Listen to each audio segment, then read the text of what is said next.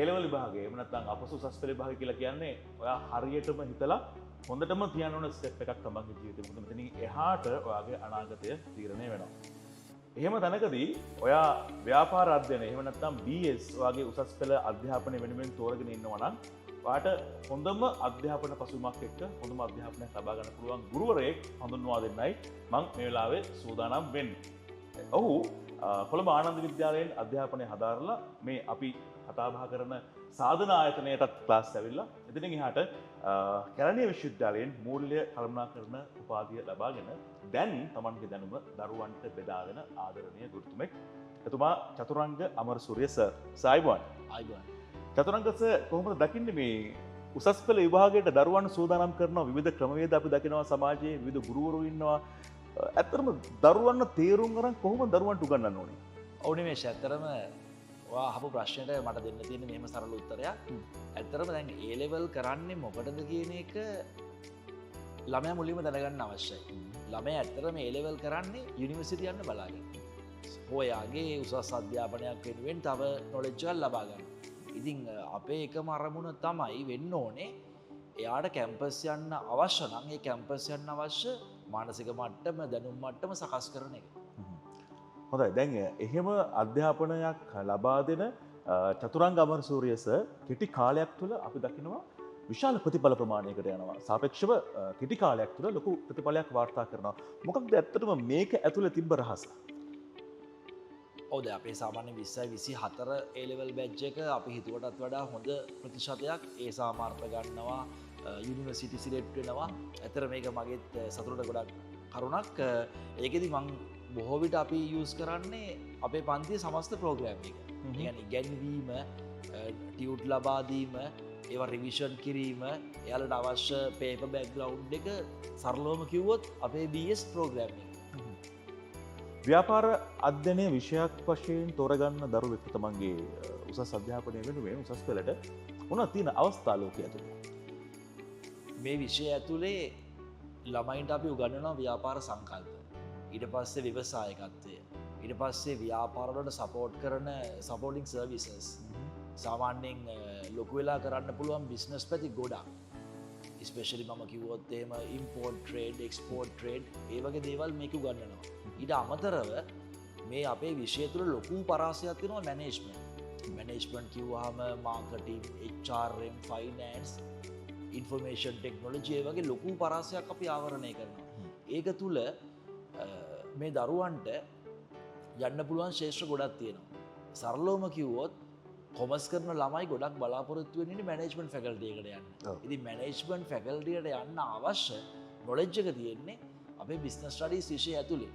ඒ වගේම අර කලින් කිව්වා වගේ ඒගොල්ලන්ට ලොකු වෙලා බිස්නස් එකක් කරන්න, නැත්නම් ඒගොල්ලන්ට මැනේජර් කෙනෙක් වෙන්න, ඒගොල්ලන්ට කැමති බිස්නස් ශේෂ්ත්‍රයක් තුළ ඉදිරියට යන්න. අපි දන්නවා මාකටිං ශේෂ්ත්‍රය තුළ ලොකු ඉන්කම් එකක් තියෙනවා. ෆයිනෑන්ස් ශේෂ්ත්‍රය තුළ ලොකු ඉන්කම් එකක් තියෙනවා. ඒවට යන්න අවශ්‍ය බෑග්ග්‍රවුන්ඩ් එකක් මේ විෂයෙන් අපි හදනවා.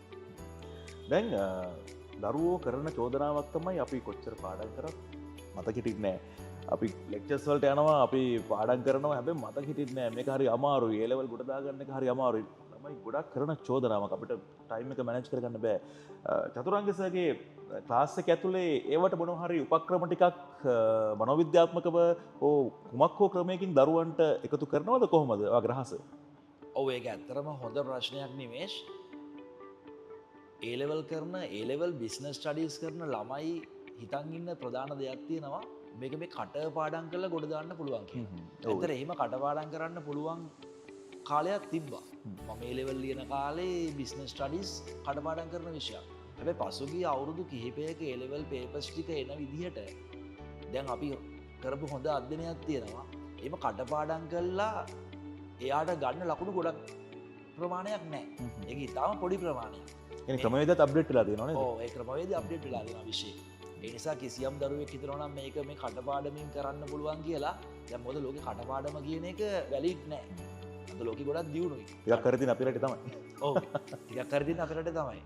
සමහර රටවල ඕපන් බුක් එක්සෑම් තියෙනවා. ඒ නිසා කටපාඩම නෙමෙයි මෙතන බලන්නේ අවබෝධය. ඒක වෙනුවෙන් අපි කරන්නේ ඇත්තටම ප්‍රැක්ටිස් එකක්. අපේ ක්ලාස් එක අපි නම් කරලා තියෙන්නේ ප්‍රැක්ටිකල් BS ක්ලාස් එක කියලා. අපි ගාව තියෙන්නේ සිලබස් එක විවිධ ක්‍රම වලින් කරන වැඩසටහන. ඒක ඇතුලේ අපි තියරි කරනවා, ඊට පස්සේ මයින්ඩ් මැප් එක දෙනවා, ඊට පස්සේ ඒගොල්ලන්ට අවශ්‍ය වර්ක් බුක් දෙනවා, නැවත නැවත ලියවනවා. ඒ වගේ මගේ එකම ටාගට් එක සිලබස් එක more times කිරීමෙන් තමයි මේ එක්ස්පර්ට් අපි හදන්නේ.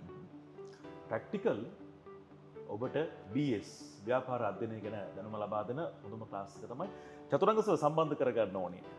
මම චතුරංගසවකින් ඉගෙන ගන්න කැමතියි. මේ වගේ වෙනස් විදිහට හිතන කෙනෙක් එක්ක අධ්‍යයනය කරන්න කැමතියි කියලා හිතන කෙනෙක්ට කොහොමද චතුරංගසව කන්ටැක්ට් කරගන්න පුළුවන්? කොහොමද සම්බන්ධ කරගන්න පුළුවන්? ක්ලාස් එකට එන්න පුළුවන් කොහෙද ඉන්නේ? ඔව්. සාමාන්‍යයෙන් අපේ ක්ලාසස් කිහිපයක් කොළඹ තියෙනවා. ඒක දැන් ප්‍රධානම සෙට් එකක් වශයෙන් අද මම ඔයාව හම්බෙන්නේ මම ඉගෙන ගත්ත පන්තියේම හෝකන්දර සාධන අධ්‍යාපන ආයතනය. ඉතින් මේ අවට දරුදරියන්ට අපි ආරාධනා කරනවා කොමර්ස් ස්ට්‍රීම් එකෙන් කැම්පස් යන්න ආසයි නම් අංක 1ටම මේක තුල තියෙන ඔබට පහසුවක් දැනෙන විෂය තෝරගන්න. බිස්නස් ස්ටඩීස් තෝරගන්න. ඒක මම තව චූටි කතාවක් කමන්න යන්නේද කිව්වට. රයිට්. ඔබ හිතන විදිහට බිස්නස් ස්ටඩීස් මේ කොමර්ස් ස්ට්‍රීම් එකේ විෂයන් අතර ලේසි විෂයක්ද අමාරු විෂයක්ද? අපිට තව ඉකොනොමික්ස් තියෙනවා, එකවුන්ටින් තියෙනවා. මං හිතනවා මධ්‍යස්ථයි කියලා.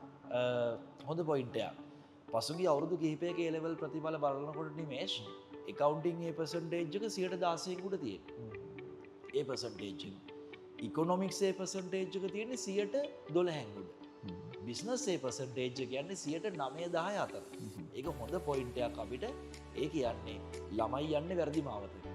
ළමයා logical business studies ඉගෙන ගන්න කාලයක් මේ උදා වෙලා තියෙන්නේ. ඒ නිසා මම අපේ දරුදරියන්ට කොමර්ස් වලින් කැම්පස් යන්න නම් එකටම බිස්නස් ස්ටඩීස් තෝරගෙන ඒ වගේම සාධන අධ්‍යාපන ආයතනයේ අපේ ප්‍රැක්ටිකල් BS ක්ලාස් එකට එන්න කියලා ආරාධනා කරනවා. දරුවන්ව තේරුම් අරගෙන දරුවන්ගේ ක්‍රමයට ඔවුන්ට අධ්‍යාපනය ලබා දෙන ක්‍රමය දැක්කම චතුරංග අමරසූරිය සර් අනුගමනය කරන්නේ. ඇයි සාධන හෝකන්දර සාධන ආයතනය ඔබ තෝරගන්නේ දරුවන්ට අධ්‍යාපනය ලබා දෙන මධ්‍යස්ථානයක් විදිහට? මම පන්ති කරන ආයතන ගොඩක් කීපයක් තියෙනවා කියලා මම ඔයාලට කිව්වා. ඒක තුල වැඩිම පහසුකම් තියෙන ආයතනය සාධන. ඒ වගේම ළමයින්ට අවශ්‍ය හොඳ විනයවත් පරිසරයක් තියෙන ආයතනය. අපේ සාමාන්‍ය සාධන පත්තිය ඇතුළේ අපි කරන්නේ උසස් පෙළ පන්ති ගෲප් ක්ලාස් මට්ටම. ඒතොර යම් ප්‍රමාණවත් සිසුන් සංඛ්‍යාවක් සමග කණ්ඩායමක් සමග වැඩ කිරීමෙන් ඒගොල්ලන්ට අවශ්‍ය ක්‍රියාකාරකම් ටික පන්තියේදී අපි දැන් මේ දවස්වල පොඩ්ඩක් ඇක්ටිව්ම BS ක්ලාස් එකක් වෙලා තියෙන්නේ. ඒ කියන්නේ ළමයිත් තුල අපි අර ඔයා කියපු මේ විෂය මතක තියාගන්න දේවල්, කරුණු හොඳින් ග්‍රහණය කරගන්න දේවල්, අවබෝධ කරගන්න දේවල් ළමයි අපේ පන්තියේ ප්‍රසන්ටේෂන් කරනවා. අපි ඇතුලේ ක්‍රියාකාරකම් ගොඩක් කරනවා. දැනිත කොල්ල කෙල්ල තියාගන්න එක ලේසි නෑ නේ. අනිවාර්යෙන්ම මේ වයස තුල තියාගන්න එකේ ලොකු අභියෝගයක් තියෙනවා. ඒක තුල අපි ගොඩක් ඇක්ටිව් පන්තියක් වශයෙන් තමයි පන්ති මාලාව පවත්වාගෙන යන්නේ. හොඳයි, ඔන්න ඔයාලට පුළුවන් චතුරංග අමරසූරිය සර්ගේ BS ක්ලාස් එක ව්‍යාපාර අධ්‍යයන ක්ලාස් එකට එකතු වෙන්න. අර ගිරව් වගේ කටපාඩම් කරන සම්ප්‍රදායික ක්‍රම පැත්තකින් තියලා අලුත්ම ක්‍රමවේදයකට ආස හිතන විදිහට ප්‍රායෝගික BS පන්තියකට ඔයාලට එකතු වෙන්න පුළුවන්කම තියෙනවා. අවසාන වශයෙන් අපි කියමු දරුවන්ට පණිවිඩයක්. අවසාන වශයෙන් අපි මෙහෙම කියමු එහෙනම්. දැන් තියෙන BS පේපර් එකට රෙඩි වෙන්න. තියරිටිකල්ම BS නැතුව ප්‍රැක්ටිකල් BS එක අපි එකතු වෙමු. එහෙනම් ප්‍රැක්ටිකල් BS එක A level එකෙම ගොඩ යන්න අපි ඔයාලට ආරාධනා කරනවා.